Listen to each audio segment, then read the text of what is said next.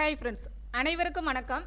இந்த வீடியோவில் என்ன பார்க்க போகிறோம் அப்படின்னா, பழமொழி 400 பாடல்களுக்கான பழமொழிகளை இந்த 40 நாளுக்குள்ளே உங்களால் படிக்க முடியுமா அப்படின்னா மிகவும் கடினம். அதுக்கு என்ன பண்ணலாம் அப்படின்னா, ஃபஸ்ட்டு நம்ம ப்ரீவியஸ் இயர் கொஸ்டின்ஸ் என்னவெல்லாம் கேட்டிருக்காங்க, அது எங்கேருந்து கேட்டிருக்காங்க அப்படிங்கிறத ஃபஸ்ட்டு பார்ப்போம். அதுக்கு பிறகு எப்படி படிக்கலாம் அப்படிங்கிறத சொல்கிறேன். குரூப் 2A மெயின் எக்ஸாமில் கேட்கப்பட்ட கேள்விகள்: எதிர்த்த பகையை இலைதாய போழ்தே கதித்து கலை என்பதில் இடம்பெறும் பொருள். விடை: தனிமரம் காடாதல் இல்லை. அடுத்த கேள்வி: புலமிக்கவரை புலமை தெரிதல் புலமிக்கவருக்கே புலனாம். இப்பாடலடிகள் உணர்த்தும் பழமொழி. விடை: பாம்பின் கால் பாம்பறியும். அடுத்த கேள்வி: தந்தீமை இல்லாதார் நட்டவர் தீமையையும் எந்தீமை என்றே உணர்வதாம். தொடர்புடைய பழமொழி. ஒருவர் பொறை இருவர் நட்பு. இது மூன்றுமே குரூப் 2A மெயின் எக்ஸாமில் கேட்கப்பட்ட கேள்விகள்.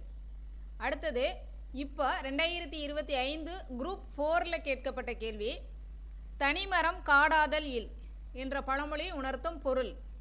விடை பகையை நீக்குதல்.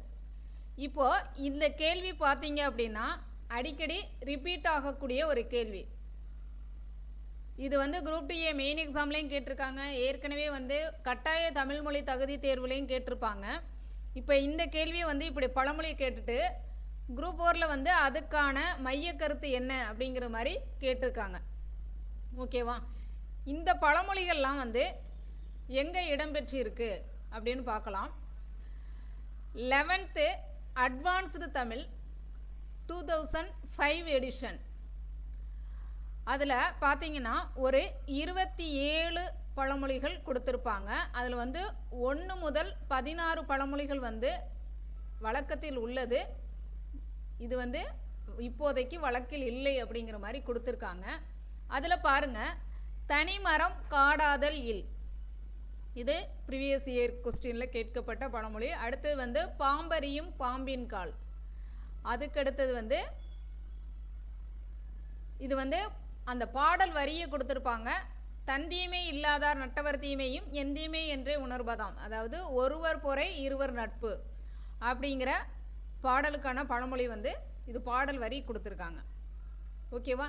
ஆக நமக்கு கேட்கப்பட்ட பழமொழிகள் எல்லாமே இந்த அட்வான்ஸ்டு தமிழில் இருக்குது. ஓகேவா?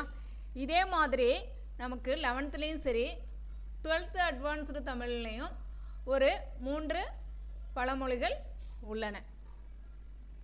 ஓகேவா? இது எல்லாத்தையும் நம்ம என்ன பண்ணலாம் அப்படிங்கிறத நான் சொல்கிறேன்.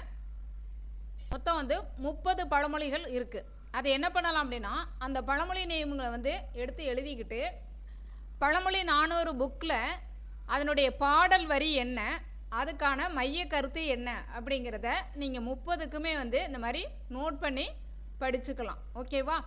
இது அட்லீஸ்ட் இதையாவது கவர் பண்ணிட்டு போகணும். சுத்தமாக என்னால் முடியாது அப்படின்னு அந்த டாப்பிக்கே ரிஜெக்ட் பண்ணிட்டு போகிறதுக்கு இந்த மாதிரி கொஞ்சமாவது கொஸ்டின் பாயிண்ட் ஆஃப் வியூவில் கொஞ்சம் கொஞ்சமாக கவர் பண்ணிட்டு போனால் கூட நமக்கு அங்கே எக்ஸாமில் கை கொடுக்கும். ஓகேவா? அதனால் இந்த 30 மட்டுமாவது ஓரளவு நம்ம ரெடி பண்ணி எடுத்து வச்சுட்டு லாஸ்ட் டைம் ரிவிஷன் பண்ணிவிட்டு நீங்கள் போகலாம். ஓகே, இந்த வீடியோ உங்களுக்கு யூஸ்ஃபுல்லாக இருந்திருக்கும்னு நினைக்கிறேன். யூஸ்ஃபுல்லாக இருந்துச்சு அப்படின்னா ஒரு லைக் போட்டுட்டு உங்களுடைய ஃப்ரெண்ட்ஸுக்கெல்லாம் இதை ஷேர் பண்ணிவிடுங்க. ஓகே, நெக்ஸ்ட்டு ஒரு ட்ரிக்ஸோட நெக்ஸ்ட் வீடியோவில் வரேன். நன்றி.